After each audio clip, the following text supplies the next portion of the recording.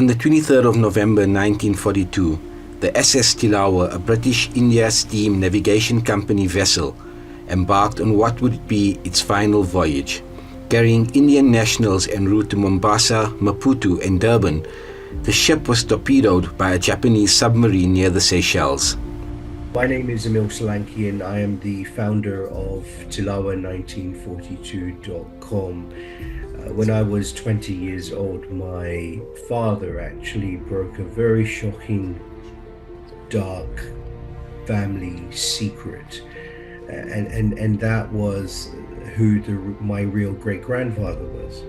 And there was this black and white picture in my grandfather's living room, which my grandfather pulled out, and my father asks him, who is this? And my grandfather says, this is my real father.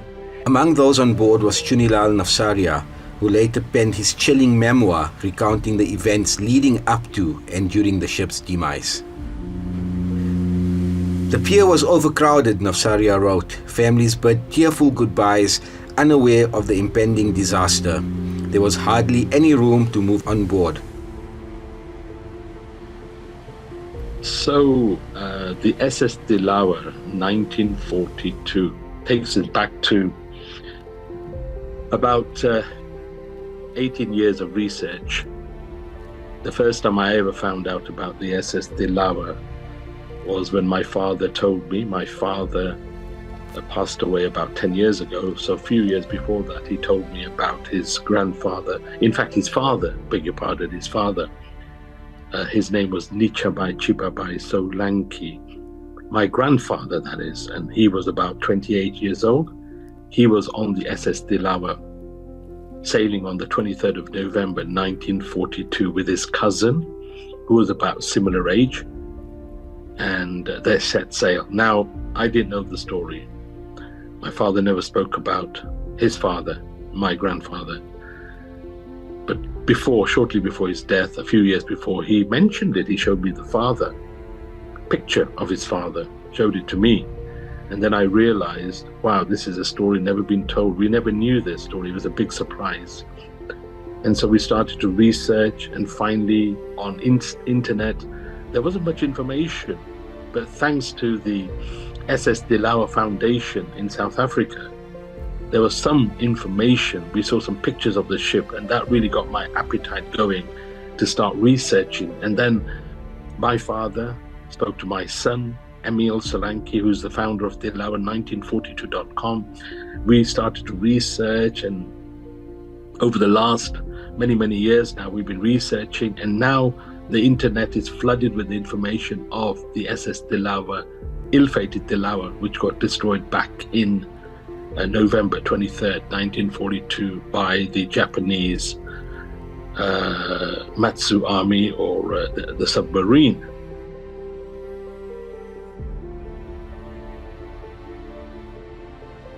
Nafsaria described the anxiety of the passengers, all too aware of the wartime dangers that loomed at sea.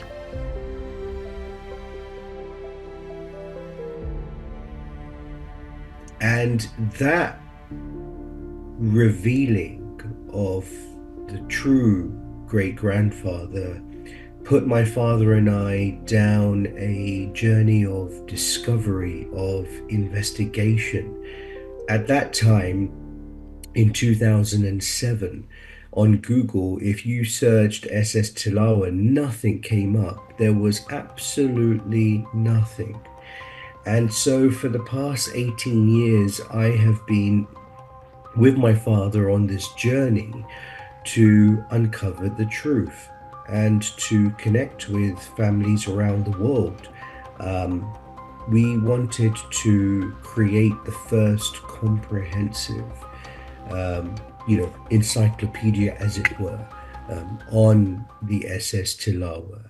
So my grandfather, Maulana Qasim Sema, was born in 1920, made his first trip to India to study an alim course in 1935. He spent 7 years in India, and upon his return to South Africa, he boarded the SS Tilawa, which we now know has been dubbed as the Indian Titanic and which sank on November 23rd, 1942.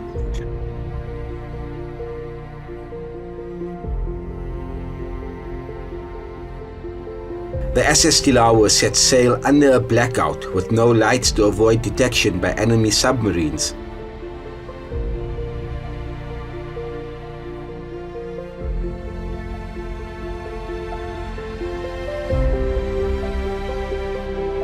But fear would soon become reality.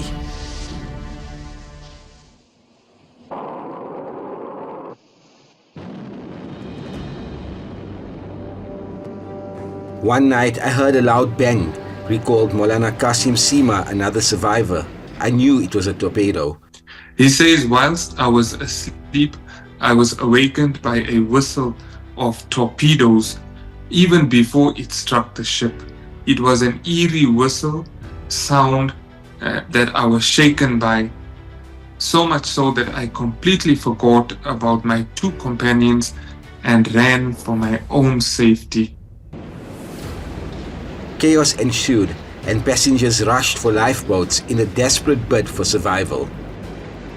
There were so few lifeboats, and upon them boarding the SS Tilawa, they were told by the crew not to worry about any imminent attacks, even though it was World War II, and that the crew would protect them. There were some 600 crew members on board.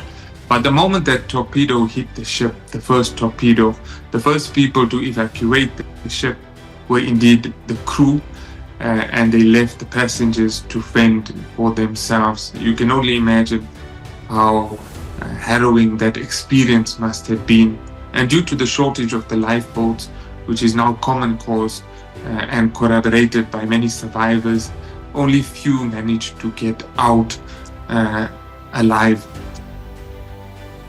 I grabbed the rope holding a lifeboat and slid into it.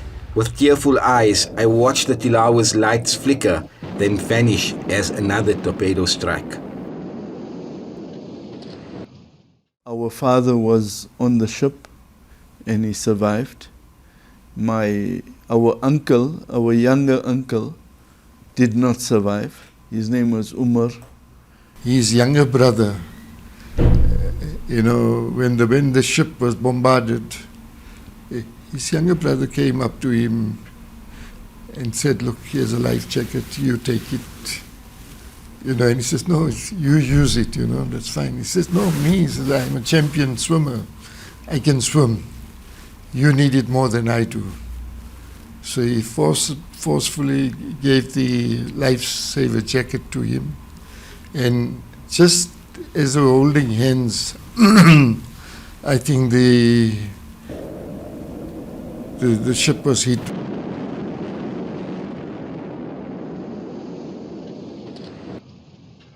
Basically what happened was, between the two of them, they had only one life jacket. And that is the reason I think my father was particularly traumatized, because you have to understand, if you have to picture this whole situation, just think for a minute that you placed in a situation where you have to take a decision within minutes about how are we going to handle the situation. They still had to run to the boats, the lifeboats, which a lot of the lifeboats were already taken away by some of the crew that just rushed the boats, and people took, few people each rushed the lifeboats, and they just got onto the ocean and this thing. But my father and his younger brother got onto this one lifeboat, and they tried to release it from either end, the pulleys, and only the one side came loose and the other side couldn't come loose. So hence what happened is, at that height, the boat actually tilted and they dropped into the water. So they were holding hands at that time, and my father had agreed to wear the life jacket. And they actually then fell into the water and they lost each other. And ever since then, my father never, he was just too traumatized because of that event. He got onto a raft He had lost consciousness. This is a little bit that he managed to tell us. And he would tell us bits and pieces, but I think he went into a somber mode immediately when this. Even if we had to go to Durban, he would want to travel through the night and reach the beach at sunrise time. And he would only, you can't disturb him, he wants his cup of tea and smoke his cigarette and just look at the ocean. He wants complete quiet and he's just concentrating, looking at the ocean, probably reflecting on, the particular incident. But he never was very, but yeah, I think that was his trauma that he couldn't come to terms with. Some of the direct quotations from my grandfather's autobiography that related directly to the SS Tilawa and what had happened on the day and the 2 to 3 days that they were at sea are as follows. After we rowed away a reasonable distance, a second torpedo was launched directly at the already sinking Tilawa. We, from a distance, saw black smoke coming out of the steamer, and thereafter, in a matter of a few moments, the ship disappeared into the depths of the sea. After the steamer disappeared from sight, we lost all hope of going back to the steamer, for it was thought then by some of the crew who were on board our lifeboat that we could possibly go back to the steamer if it does not sink. We may be able to return and repair the damage. This, however, was not the case, and at this moment we knew our perilous journey was about to begin.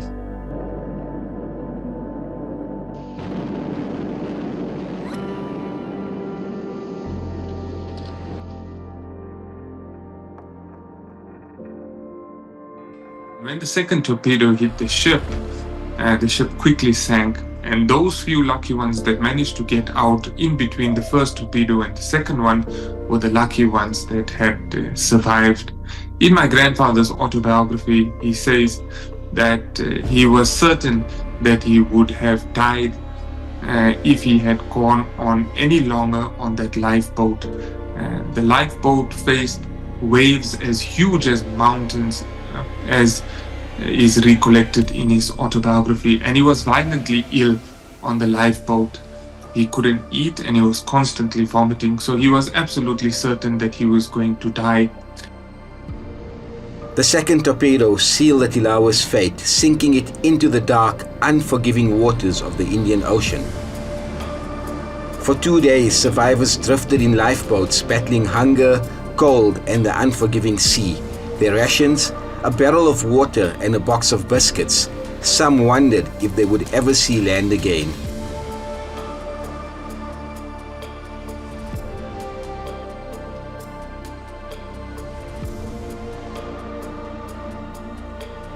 I personally, because of my weakness and continuous vomiting, was completely exhausted and was unable to eat the thick biscuits that they had given us.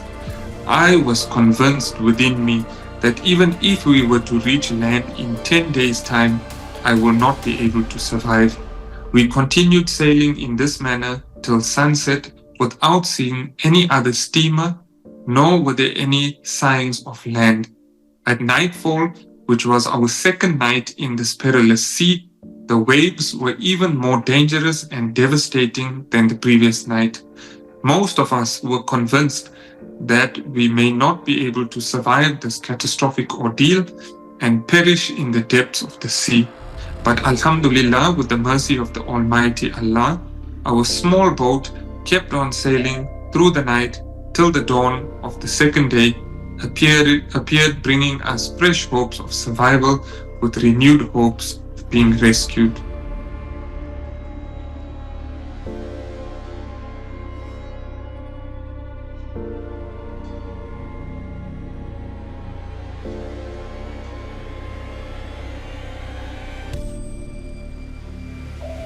But fortunately, on the morning of the third day on the lifeboat, the SS Birmingham had spotted them from afar when it received a distress call and managed to take them on board. The SS Birmingham was a battleship owned by the UK, which was doing military rounds in the Indian Ocean. That was the only ship around that managed to rescue them and save them. Salvation finally came in the form of the HMS Birmingham, which rescued 678 survivors. They were cold, injured, and scarred by the horrors they had witnessed. For those who made it home, life would never be the same. Families were torn apart, children left orphaned. The mystery of why the SS Tilawa was targeted remains unanswered to this day. The tragedy of the SS Tilawa lives on in the memories of the survivors and the descendants of those lost.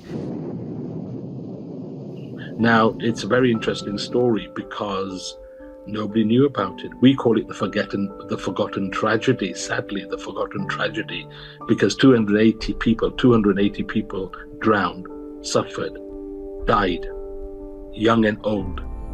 And up to today, those who are alive still have the trauma, their families still have trauma, 80 years plus, well, it's 82 this year. And fortunately, we have one survivor, in fact, two survivors in the UK. One at the age of 83, he was 3 years old on the ship back in 1942, and one 9-year-old boy who lives not far from where I live, in Leicester, not far from where I am working, or living, should I say, in Leicester. Mr. Osman, he's just gone 90, yes. And he was a 9-year-old boy on the ship. Can you imagine? But fortunate for them, and thank goodness his family survived.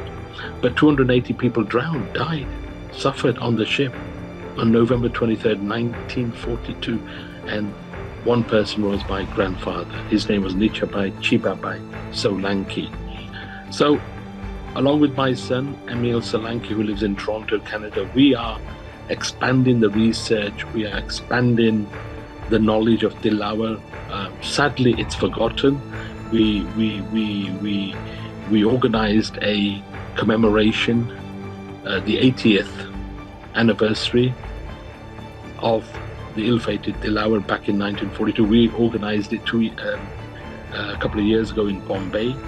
Last year it was in London, organized by us at the National Maritime Museum in Greenwich. And this year, on the 23rd of November, it will be in Durban, South Africa. And you're going to say, why Durban? Well, that's where the ship was going to end up, from Bombay to Durban. So on the 23rd of November this year, there will be an anniversary commemoration in Durban, and we're looking forward to that. Many international delegates will be there, including myself from London, my son from Toronto, and many others across South Africa and other places. And so the story will never be forgotten, although it is.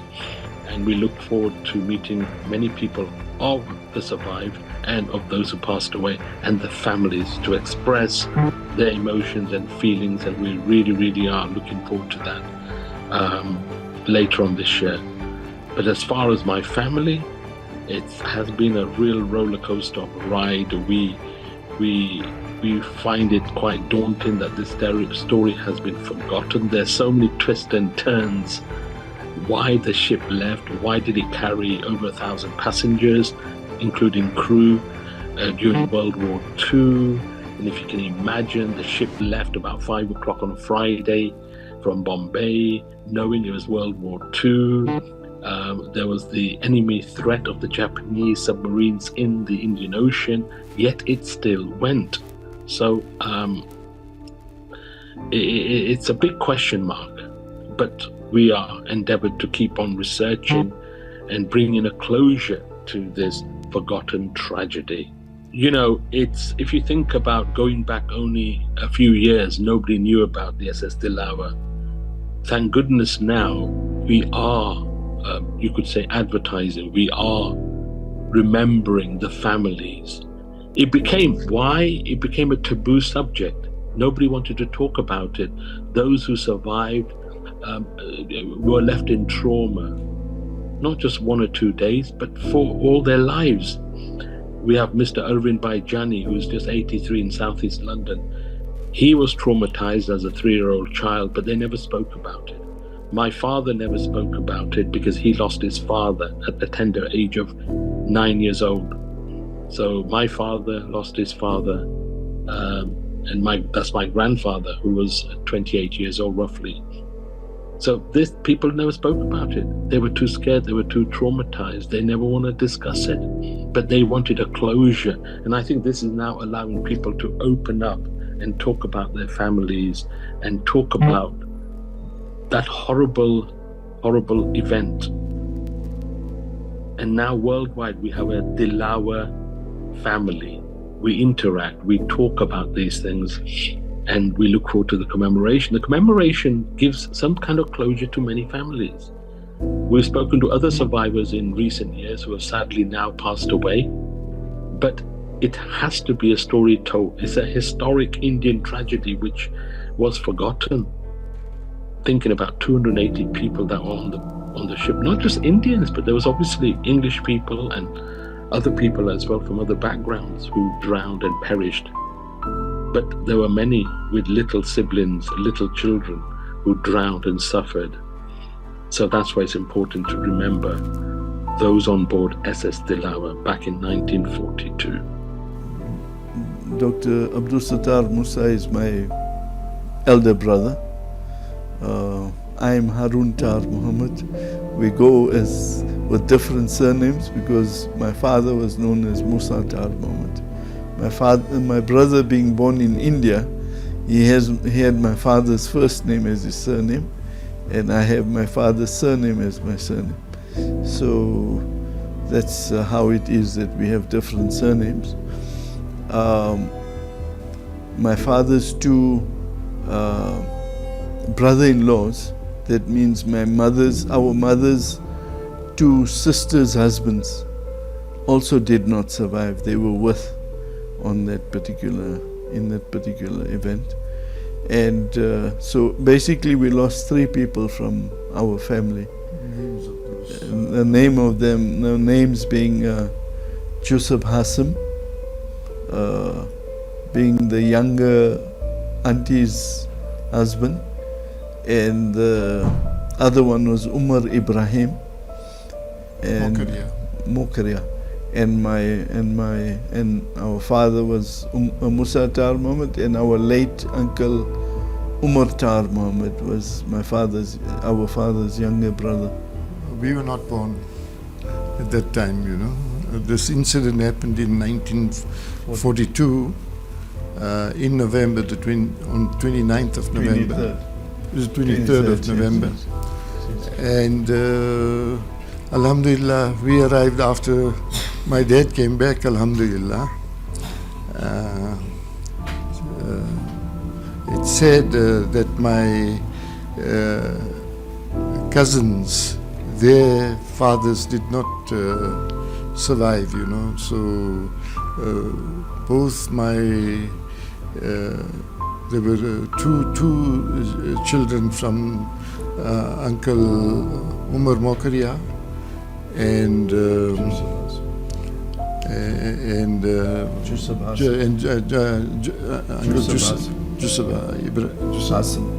Hassim, that they didn't see their fathers, you know. So it's a very sad thing. We were living at my maternal grandfather's house, you know, in our childhood, and we grew up together, you know, in Porbandar, India. And it was sad, you know, that they grew up without their dad being around, you know, their respective dads not being around, you know. Well, I can tell you very clearly that probably, you know, a lot of people have done research on this ship. Someone by the name of Chunilan Navsaria did significant amount of research before me. Besides him, I think I stumbled onto this thing by chance. I'm getting to answering your question. I was sympathizing with a friend of mine about his father passing away, and I said to him, in our case, you know, we say Inna Lillahi wa Inna Ilaihi Raji'un. Unto him we belong, and unto him is our return. And we don't know when is our time. So I said, you know, my father survived, 2 nights and 2 days on a raft in the middle of the ocean. So he asked me, he says, which ship was this? So I told him. So he says to me, but my father-in-law was involved in the rescue operation. And that's where everything happened, because his father-in-law then provided us, if you look on our website, we have this picture of the lifeboat that's sinking. And a few other pieces of information came about, because I knew that Ibrahim Randri was on that ship, and I knew a few other people, and I knew that Maulana Qasim Sema was on. So I then got together with the Sunday Times, and we published this newspaper in 2001. And since then, you know, I've been busy on this thing here. So a lot of the information, and I got the only known passenger list. It's not, it's perhaps 90-95% accurate. There might be some that are missing, but that passenger list has helped to close so many people's, close the matter for a lot of people, you know, in giving them some answers as to what happened with their loved ones. But this thing, even, you know, we went to the UK, we had this 81st commemoration in UK. Even there, this thing hasn't been given the attention that it requires. It's just been left out of the history books. And we feel that, you know, it needs some mention, you know. It's just a travesty of justice, you know, that, you know, our people haven't been given that recognition for what suffering that they've been through. And we need answers. We need answers. Why would a Japanese submarine go and torpedo a passenger liner? I mean, there's it's as far as I'm concerned, it's a crime, war crime. Well, you know, this is the thing, you know, it is important for the matter to have at least appeared in history books, because it was a tragedy, you know, and a tragedy of this, where over how many people was it? Over 300 people that were... 280 people lost their lives. About 300 people that lost their lives. And even if it's few lives, they all matter to each person whose family is affected. And even our communities, you know, from all of India. And, you know, I feel that whatever happened, it was not given the highlight of what had happened, you know. And many families didn't have closure because their bodies were not found, you know.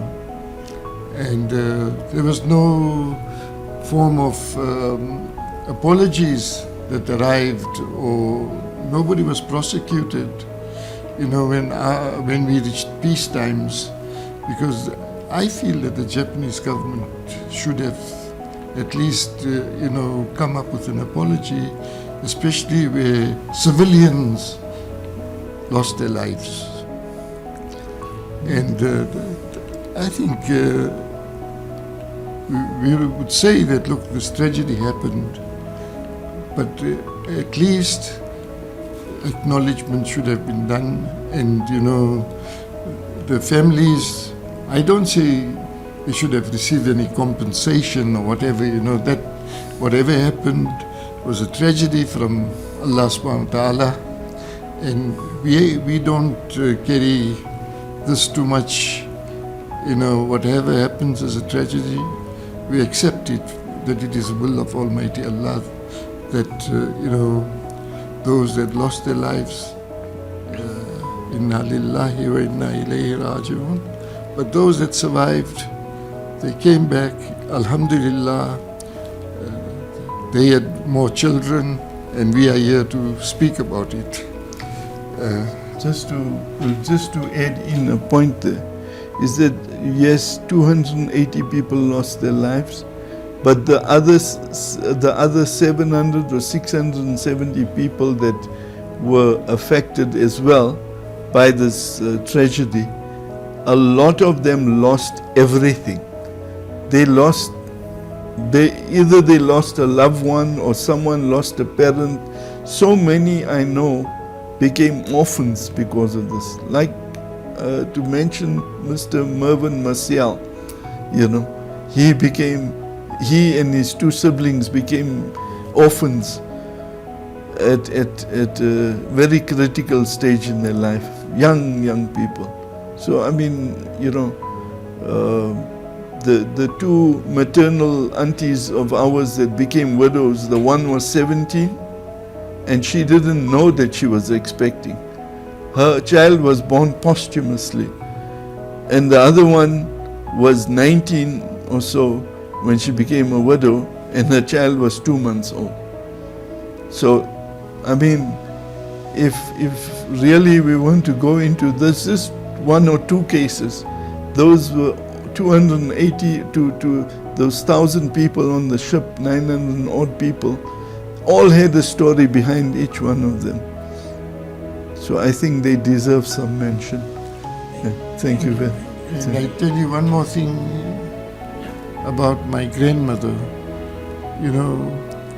After she lost my father's younger brother Umar, she didn't get closure. I was about 1 year old, that time. And obviously I don't remember much, but my mother used to say, that she, I think, was crying all the time. And she passed away after that, And then my grandfather, for about 5 years, I was his companion. We would go to mosque 5 times a day, would go, And whenever the name of the ship was mentioned, you'd find tears in his eyes, And especially,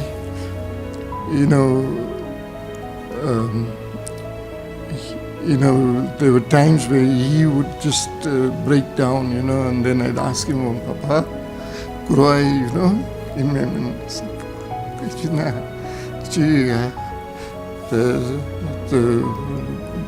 the Daddy Jonandoba, we haven't seen him again, but he had the hope that he's alive somewhere, After the concussion, he didn't know where he was. He was hoping that he's in Singapore or somewhere, But after some time, I think, when we came back to South Africa, we did have little, closure in the sense that, inna lillahi wa inna ilayhi raji'un, Allah Pak, you've probably taken him, and we're closing this matter, My name is Tahir Sema, and I am the grandson of a survivor of the SS Tilawa named Maulana Qasim Sema. So we heard stories firsthand from our grandfather, who was a survivor of the SS Tilawa, about the day that it had sank and how they managed to save themselves via a lifeboat. So it was an absolute tale of heroism. It was a tale that was often told, and in our case, it was documented in my grandfather's autobiography, as he was a leading figure, and not just an Islamic scholar, but he was a leading community member in the KwaZulu-Natal area, and in South Africa in general. So his story is well documented. We shared many personal stories and interactions with my grandfather about how it happened, why it happened, and how they managed to miraculously survive the torpedoing of the SS Tilawa. It was stories we heard when we were growing up. I must have been no more than 10 years old when I first heard the story, and it was absolutely fascinating. We couldn't believe that our grandfather had gone through such an ordeal, the kind that you often see in movies, but it was an ordeal that obviously had scarred him, and it was an ordeal that had changed the course of his life as well. Later on, fast forward many years later, we now thankfully see the recollection of many memories of survivors of the SS Tilawa. But what was mind-blowing for us was how so few people happened to survive such a traumatic event, and we were told by my grandfather that it was an absolute miracle. So as I was growing up, I often remember asking my grandfather on numerous occasions to retell the stories that he had written and penned in his autobiography. And he often told us these stories. But something he told me, which I don't think is in the public domain as yet, he had said that when they were rescued by SS Birmingham, one of the military servicemen on board the SS Birmingham had indicated to them that there was treasure on SS Tilawa. And he didn't know anything more than what he overheard from a military serviceman, that there was treasure on the SS Tilawa. That's perhaps why it was torpedoed by the Japanese. And later on, fast forward many years later, almost 70 years later, it had now emerged in the news media that there were 60 tons of silver upon SS Tilawa. So that's something that my grandfather had remembered, that there was treasure on that ship. And he had even made mention that there was one steamboat on the second day when they were afloat on the lifeboat. A steamer came past, saw them, but went directly past them towards the wreckage site to mark the site, as it was known by a few that there was treasure, or now we know the 60 tons of silver bullion upon the SS Tilawa. And that ship, obviously, that steamer was not interested in rescuing people, but rather the silver that was on board. And now we know that that silver was excavated by a treasure hunter, which led into a legal dispute between a treasure hunter in the UK and South Africa. But we are all relieved to know that South Africa now has immunity and will receive that silver, as it was destined for the country to be minted into coins, and it remains state property. So it's an absolutely fascinating story, of which the details are now only coming together. And I do believe there's a lot more to the story than what we know for now. But it is something that we're following very closely as a family, and continue to tell the story to our successive generations, not only to express to them the stories of heroic men and women, but also to remind them of our history as Indians and as South Africans, and the role we played in South Africa. So it is a story which we hope will be preserved, and it is a story that we hope many people can come forward and share their anecdotes about. But it is something that we only thought happens in the movies. It was a story of great tragedy and heroism from the men and women that found themselves in 1942 on that ship. So for my grandfather, he was returning back from India after having studied for 7 years, not having seen his family, and having completed an Arling course, he was on his way back to South Africa to see his family when the unfortunate incident took place. Up until today, no one really knows why the Japanese bombed a passenger carrier such as the SS Tilawa. There's many rumors as to why they could have. It was part of perhaps a military strategy to disrupt logistical lines during World War II, or they could have known that there was valuable cargo, such as the 60 tons of silver bullion. That's why they torpedoed the ship. They haven't said anything since World War II, and we're hoping that countries like Japan can come forward and add to the narrative of the SS Tilawa, and perhaps even give compensation to those who were affected. Fortunately, in our case, our grandfather had survived, but there were so many deaths upon the SS Tilawa. By my grandfather's account in his autobiography, more than 1,000 people perished. But by other accounts, there were some 800 people that perished. Whatever the figure happens to be, it was an absolute tragedy. There was more than 70% of the people on board that SS Tilawa that had perished and lost their lives. So there must still be some form of accountability from the countries that were involved in World War II. In this specific instance, Japan, and an explanation as to why a passenger carrier was torpedoed in the way that it was torpedoed, and so much of life was lost as a result of that.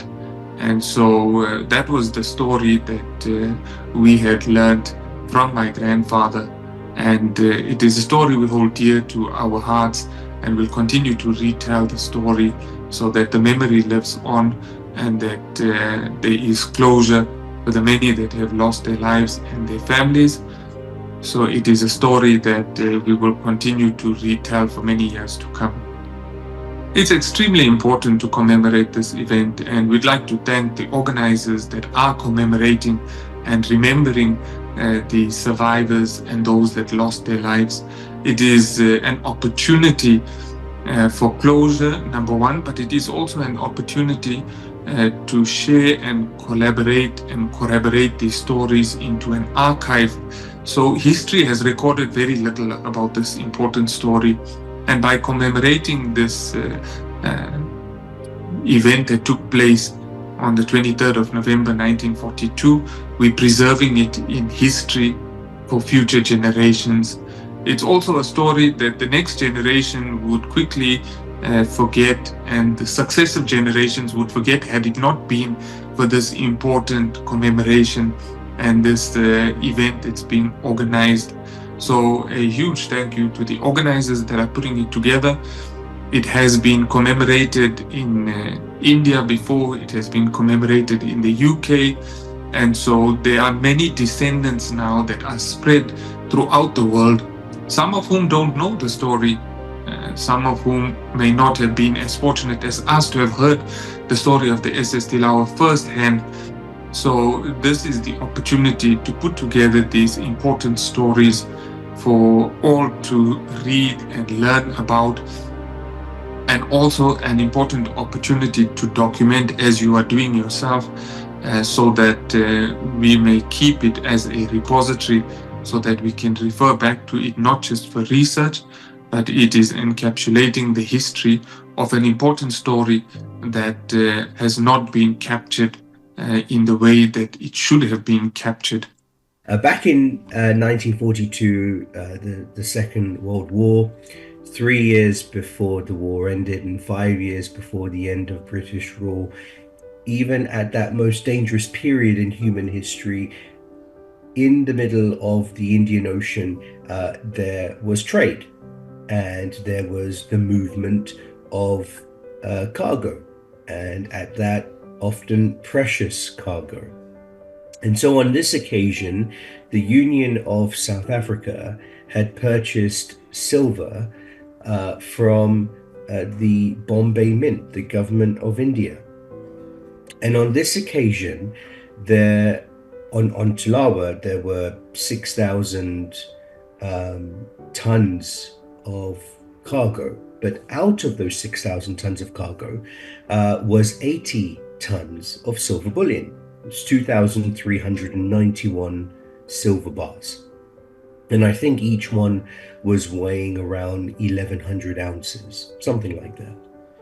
And they were being transported to South Africa for the purpose of coinage.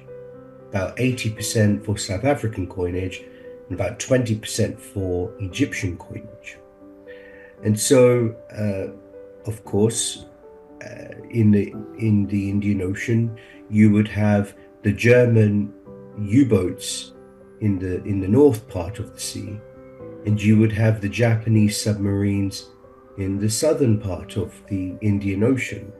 And so when ships, British ships, for instance, were carrying on merchant vessels cargo that was precious, there would be escorts. I mean, it was common that HMS Cornwall, for example, would be part of an escort operation. But on this particular case with the SS Tilawa, there was no escort. Out of the 958 people on the ship, 732 were passengers, 222 were crew members, and there were 4 gunners. So when the Japanese Imperial Navy torpedoed Tilawa, and we know from survivor accounts that there may have been a window of time of 60 to 120 minutes before the second torpedo was fired. We don't know. Did the Japanese know if there was precious metal on the ship? Because my grandfather used to talk about gold on the ship as well. And did the Japanese try to get on board to take it?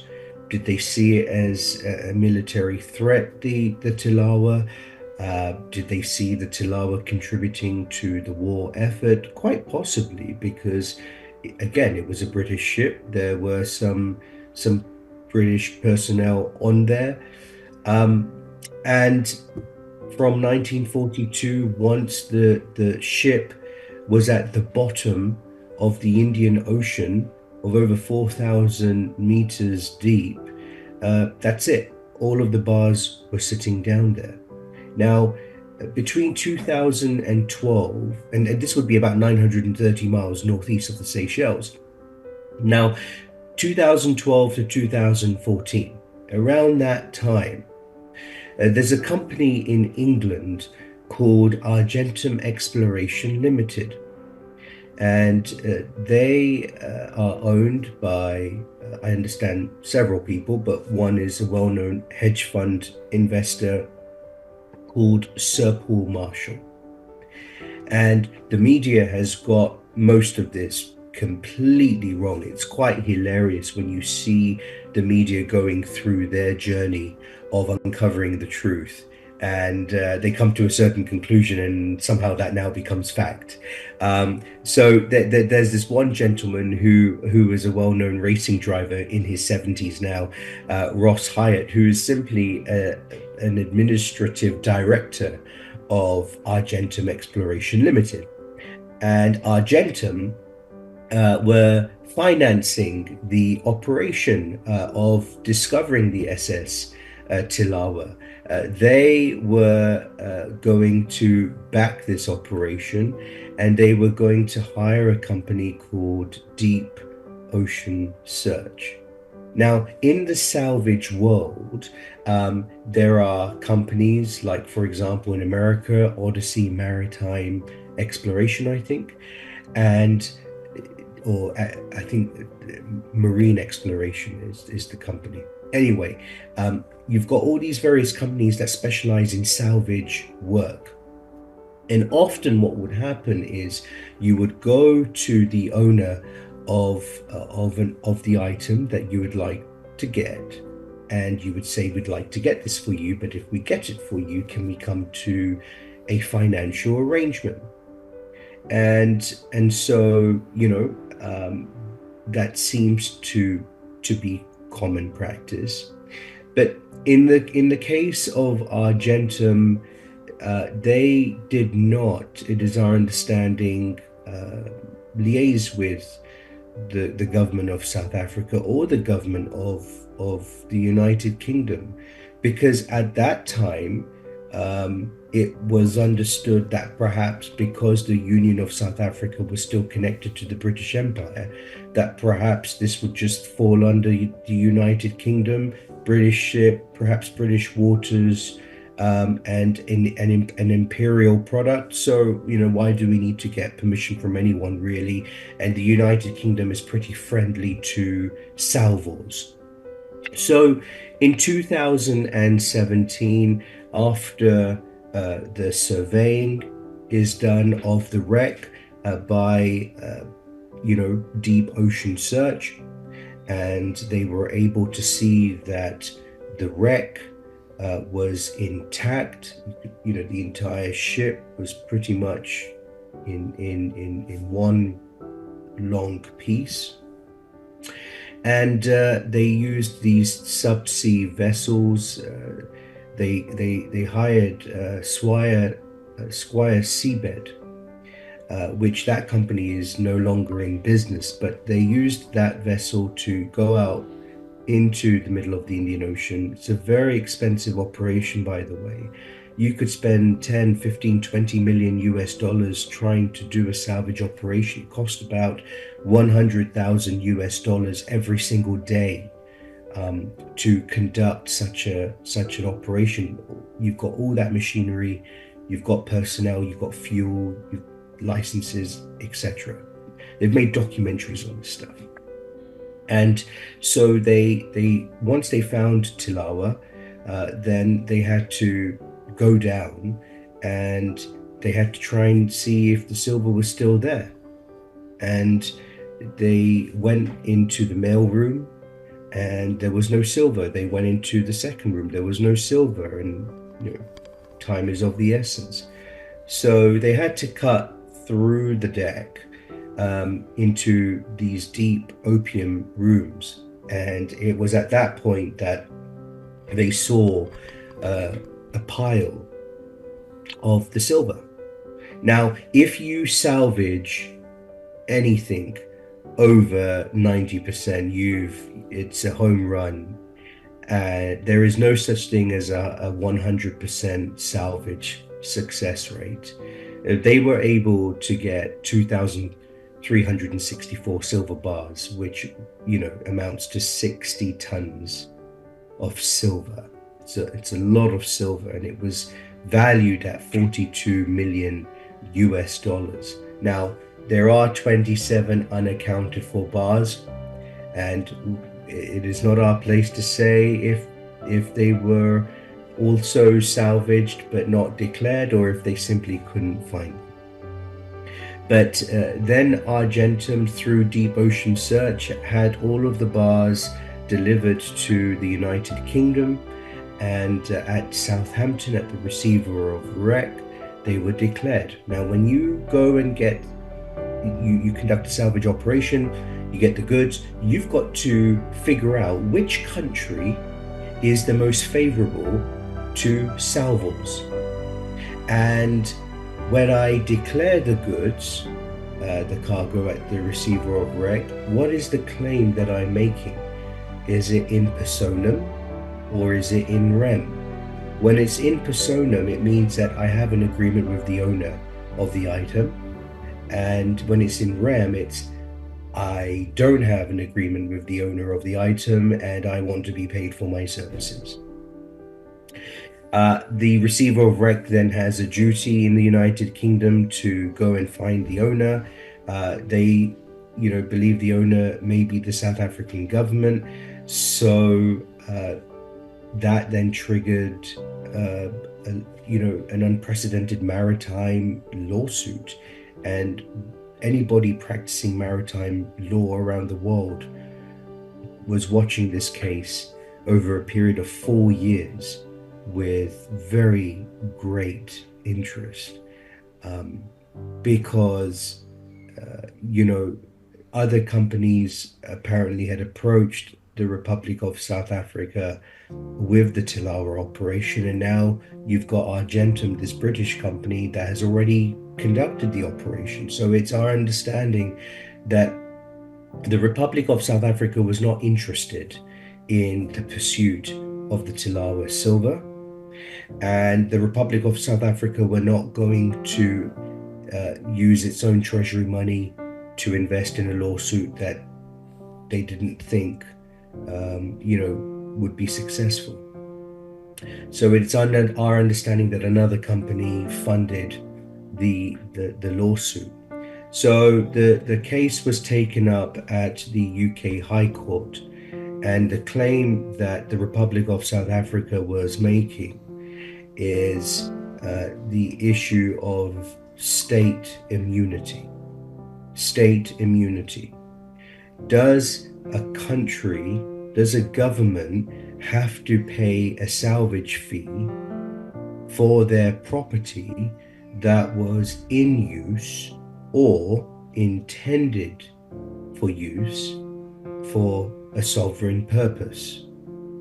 Now, Argentum was able to successfully argue that it was a merchant ship and some of the silver was intended for a commercial pursuit. And Sir Nigel Tier, the judge, ruled in favor of Argentum. Up until that point, it wasn't clear who the owner of the silver was, but it was established that it was the Republic of South Africa. Well, the Republic of South Africa appealed to the Court of Appeals, and they lost again.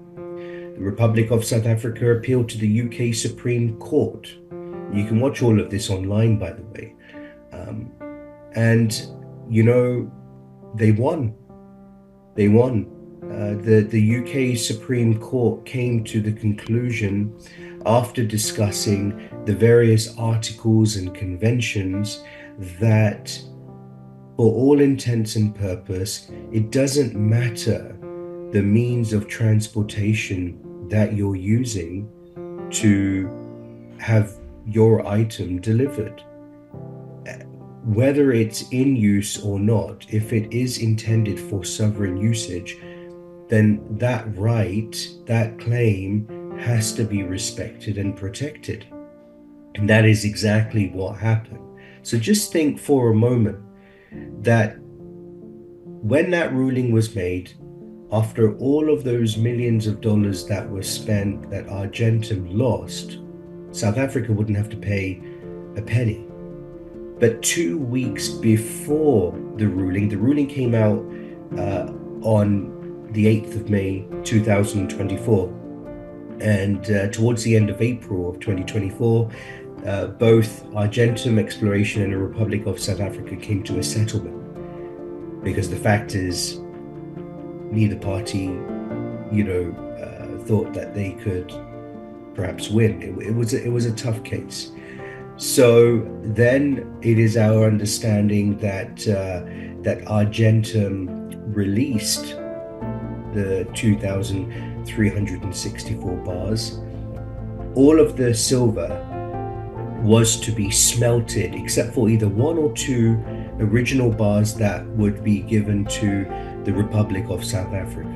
And for the past 4 years, I have been trying so hard to try and get photographs and videos and research of the wreck site and have some of the silver donated to a museum, and to make sure that we preserve maritime, I describe it as maritime archaeology, because when something is sitting at the bottom of the ocean for over 70 years, and it's part of history, why would it not be viewed and treated as an artifact?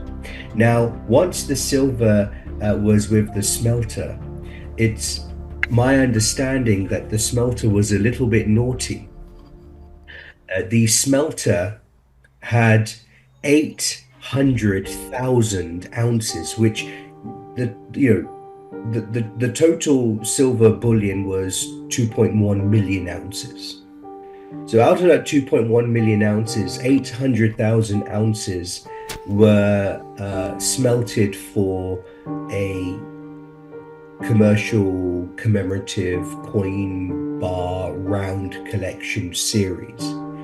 And that was given apparently to a manufacturer, a mint in the United States called Silvertown. And they have since created this commemorative series, which is being sold by companies like LPM, JM, Bullion, etc.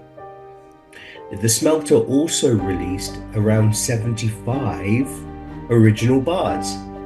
And there are companies like GovMint in Minnesota, USA, that I think still have 2 of those original bars for sale. They're like around 82 to 85,000 US dollars. And then the smelter also released from the original bars, they sliced, laser cut 200 of the face, made them into faceplates, where you can still see the Bombay Mint stamp and the serial number, the weight of the bar, and the quality of the fine silver. So when they were made available, we were able to raise funding to purchase for the museum collection one of those faceplates. Now, we don't know if it will be for a public museum or whether it will be for our own little museum collection exhibit.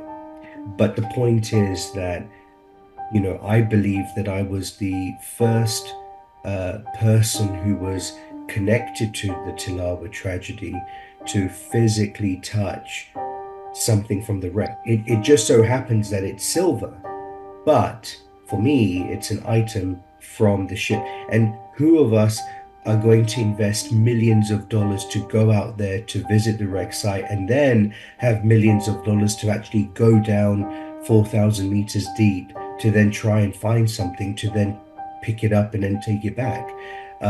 So it's definitely something that we treasure, we cherish. It's something that I've been able to experience with my 6-year-old boy from generation to generation, to tell him a story that belongs to him. It's part of his heritage. It's part of his roots. And even though no Tilawa family member has the right to ask or expect compensation from a product that belongs to the Republic of South Africa, it's definitely fitting that some of the silver be used as an artifact in museums to represent the tragedy. And so I hope that this explanation of the original transaction, the discovery of the wreck and the silver, the actual legal battle of claiming a government claiming state immunity, and then of course what has happened to the silver since. I hope that summary was helpful. My name is Mervyn Maciel. I'm speaking to you from London. I'm the only surviving son of the late Mr. M.J. Maciel, who was with his wife and 3 children, was a passenger on the SS Tilawa in November 1942. My dad was a civil servant with the British government in Kenya, and he was returning there after a period of overseas leave. It affected us very seriously. I had 2 other brothers, my elder brother and my younger brother. So 3 of us became orphans overnight. We were really shattered with the news. Although we were young, I was 13, I think, at the time. My younger brother was 10, and my elder brother was 15. But it was quite a blow for us because our life had come to an end, so to speak. we have never been given the same sort of prominence as, for instance, what's the ship I'm thinking of? Titanic, you know. Ours was not quite similar, but, you know, a similar sort of disaster in wartime. And I think we should have had more coverage of this, you know, and unfortunately this has never happened, and this is why we are trying our best to give prominence to this wartime tragedy. You mentioned that not enough prominence was given to this tragedy, but we do know now we're seeing all these commemorations happening. As family members, what are your expectations from these commemorations? Do you expect governments to take it more seriously and even just get some more closure to what happened? Absolutely. This is what we are hoping to, yeah. So you're looking for more, you're looking for people to understand what happened in 1942 and also educate the masses on this tragedy that took place where so many lives were lost. Exactly. Okay, and then my final question to you would be is, as a 13-year-old who lost your dad in this tragedy, like, what were the last moments, your last conversation with him, if any, and do you have any memories of your dad as he was embarking on this voyage? Yeah, unfortunately, my dad was embarking from Bombay. I was in school in another town called Belgaum, and our last messages were when he was passing through Belgaum by train on his way to Bombay. And that's when he wished us, and he said, you know, I'll be back very soon. And I think I've covered some of this in a poem which I composed at the time.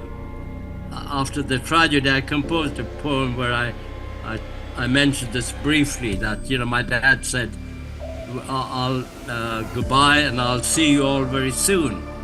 So that was our expectation.